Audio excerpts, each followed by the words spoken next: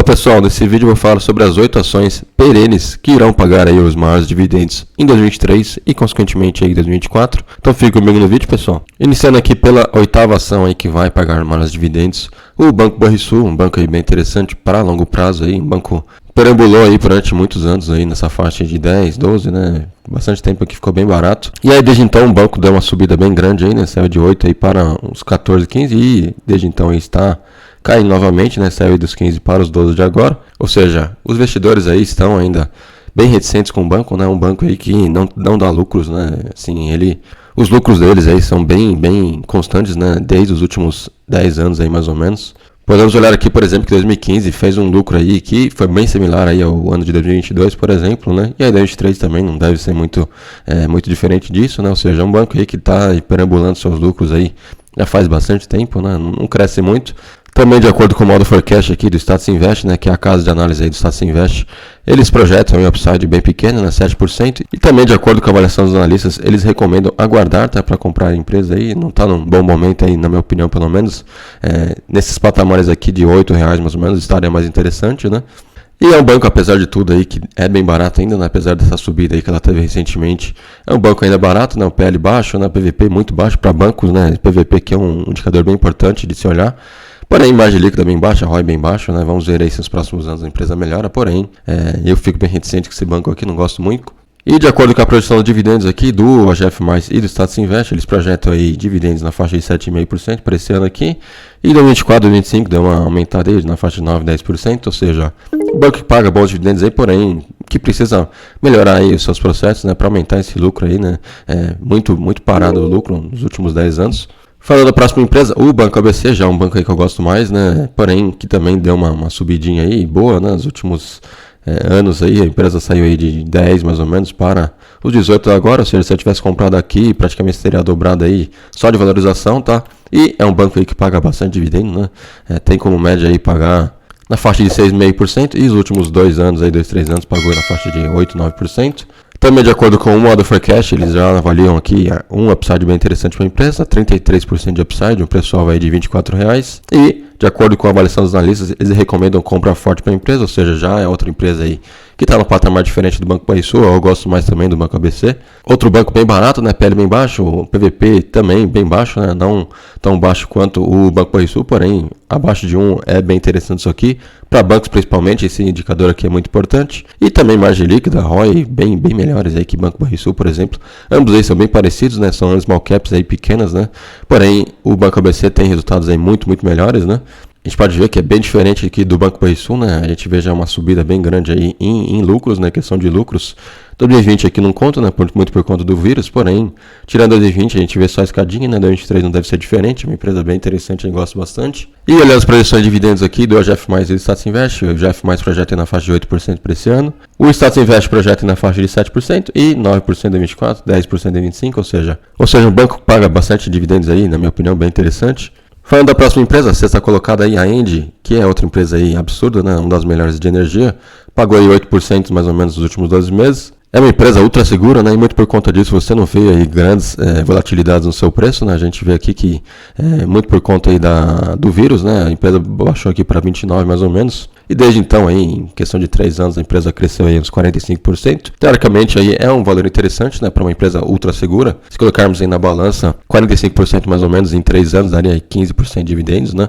E também tem que considerar aí que a empresa paga bons dividendos na faixa de 7, 8%, uma média de 7%. Ou seja, se você recebeu 15% de valorização, você teve mais uns 7% de dividendos, ou seja, 22% no total, bem interessante isso aí para uma empresa aí que é das melhores aí de energia e uma das melhores da bolsa aí, com certeza, né? Olhando os indicadores da empresa, uma empresa um pouquinho mais cara, né? Das empresas de energia é uma das mais caras, porém é aquilo, né? Tem que relevar aí porque a empresa é muito boa, né? Uma das melhores aí. A margem líquida da empresa é muito boa, né? 30%, o ROI da empresa aí é sensacional, um dos melhores aí da toda a bolsa, né? Receita e lucro aí crescendo bastante, né? Nos últimos 10 anos aí na faixa de 10, 11% aí por ano. Dívida da empresa ok. É outra empresa escadinha, né? A gente vê aí crescimento todo ano aí de lucros, né? Tirando 2021, que teve aí os problemas de crise hídrica e tudo mais, né? Foi uma das piores secas aí que tivemos nos últimos 100 anos, né? E muito por conta disso a empresa teve um lucro bem ruim, porém já está se recuperando novamente, né? E o bom da empresa também é que ela tem um payout bem interessante, a média dela é de 80%, ou seja, ela paga quase todo o seu lucro aí para o seu acionista, tá? Ele que está cotado a pagar aí na faixa de quase 9%, de acordo com a GF+, e de acordo com o Estado Se Investe, na faixa de 8, 9% para os próximos anos aí, dividendo bem interessante. Falando da próxima empresa, a CPFL, é outra empresa bem interessante de energia, tenho em carteira, gosto bastante. A Engie também tem em carteira. É uma empresa que paga bons dividendos e que surfou aí uma melhora gigantesca nos últimos 5 anos, né? A empresa saiu de 17 para os 35 de agora, ou seja, mais de 100% de valorização, ou seja, 20% aí por ano mais ou menos, tá, pessoal? E também contando que a empresa pagou aí na faixa de 10, 11% de média aí nos últimos 2, 3 anos, tá? Ou seja, bem interessante a empresa. Olhando o modo forecast aqui, é uma empresa que tem uma upside pequena, na faixa de 15%, preço-alvo é de R$40, e também recomendo compra para a empresa. Já olhando seus indicadores, a empresa é um pouquinho melhor que a Engie, né? Tem um PL um pouquinho mais interessante, RV sobre EBITDA mais interessante, tem uma dívida bem controlada, a margem líquida da empresa aí é um pouquinho menor que da Engie, né? Já que é uma empresa aí mais distribuição, né? Distribuição tem uma margem líquida menor mesmo, é do setor. Porém, o que é mais interessante é o ROI, né? De energia aí, é uma das empresas que tem o maior ROI, né? Ela e a Engie é uma das que tem o melhor ROI aí dentre todas as empresas de energia. E crescimento de lucros aí, como mencionei, cresceu demais aí nos últimos 5 anos, quase 40% de crescimento ao ano.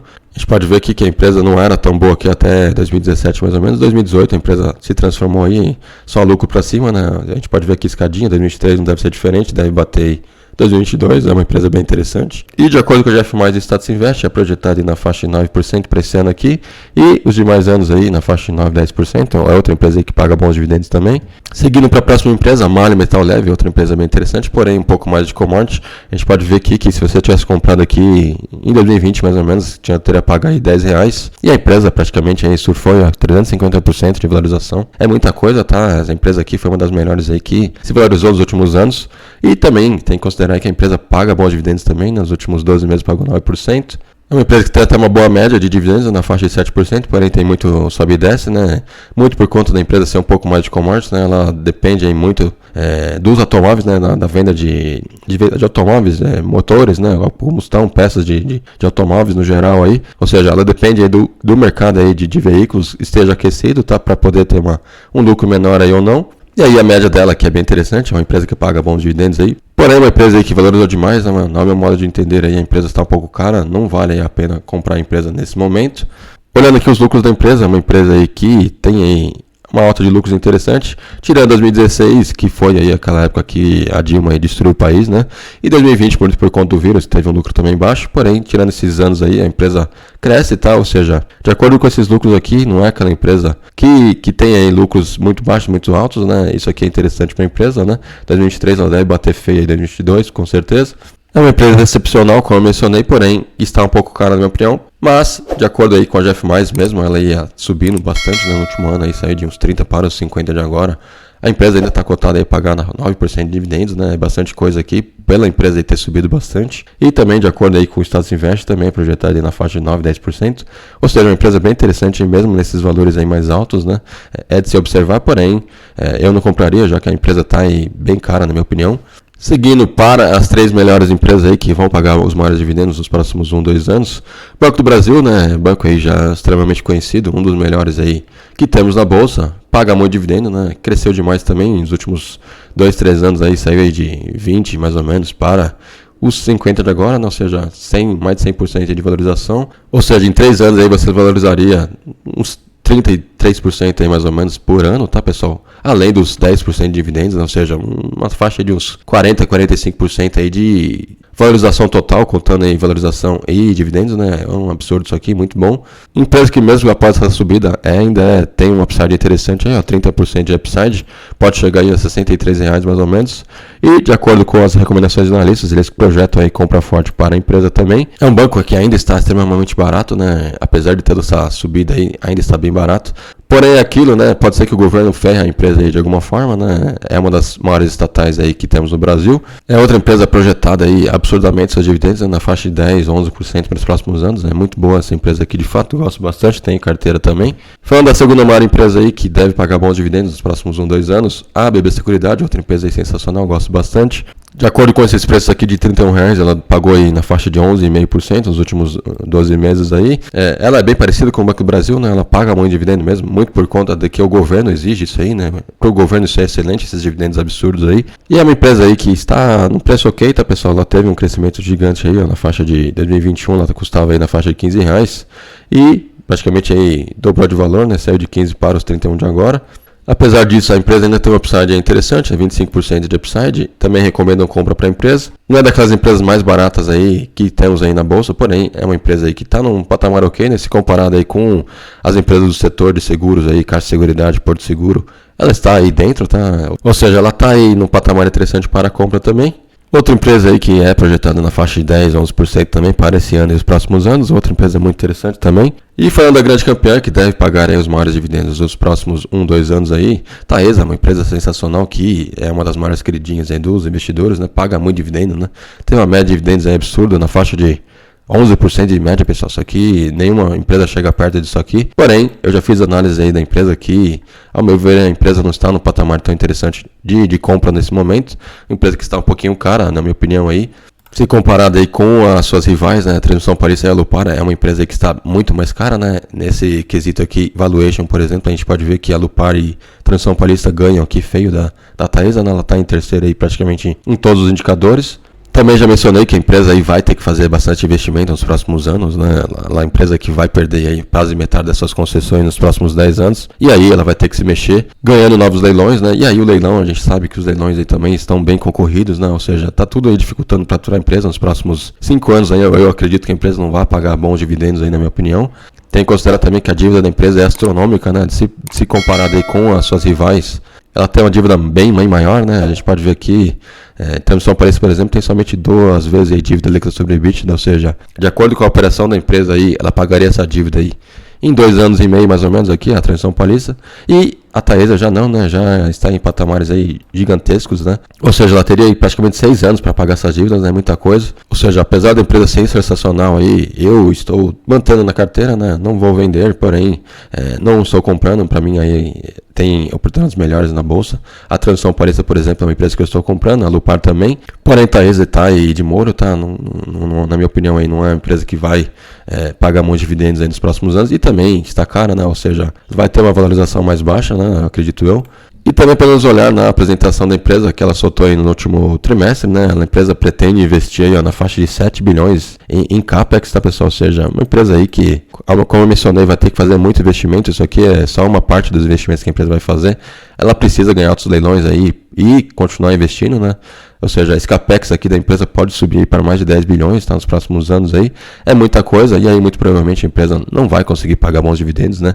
Ela vai ter que fazer uma escolha aí, pagar de bons dividendos ou crescer, tá? Que no qual no patamar atual ela precisa escolher aí o crescimento, tá? Senão ela vai perder mais da metade da receita da empresa, né? Isso aí não é bom para a empresa, ou seja, ela vai ter que fazer investimentos mesmo e diminuir esse dividendo aqui.